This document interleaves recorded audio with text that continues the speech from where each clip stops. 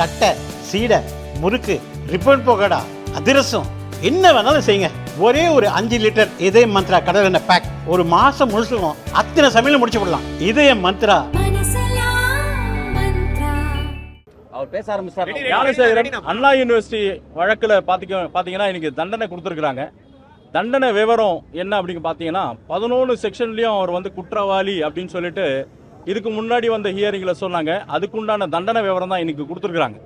அதில் பார்த்தீங்கன்னா சிறு சிறு பிரிவுகளுக்கு சிறு சிறு தண்டனைகளாக கொடுத்துருக்காங்க. 1 வருஷம், 1 மாதம், 3 மாதம் அந்த மாதிரி கொடுத்துருக்காங்க. 64(1)லேயே அவங்க வந்து அதிகப்படியான தண்டனை கொடுத்துருக்காங்க. 64(1) படி அவங்க அந்த ஆக்ட் படி அவ்வளோ பெரிய தண்டனை கிடையாது. அதில் வந்து அவங்க போலீஸ் தரப்பு கேட்டதின்படி அவங்களுக்கு அதிகப்படியான தண்டனை அங்கே கொடுத்துருக்காங்க. அந்த தண்டனையை எதிர்த்தே நாங்கள் போகிறதுக்கான வாய்ப்பு இருக்குது. பிஎன்எஸ் படி வந்து பார்த்தீங்கன்னா 64(1)க்கு இந்த அளவுக்கு தண்டனை கிடையாது.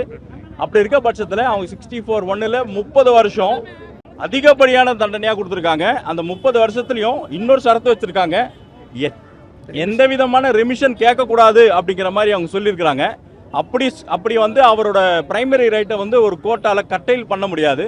இந்த பிரைமரி ரைட்டை எடுத்து அவங்களுக்கு வந்து நம்ம அப்பீல் போகிறதுக்கான வாய்ப்பு உண்டு.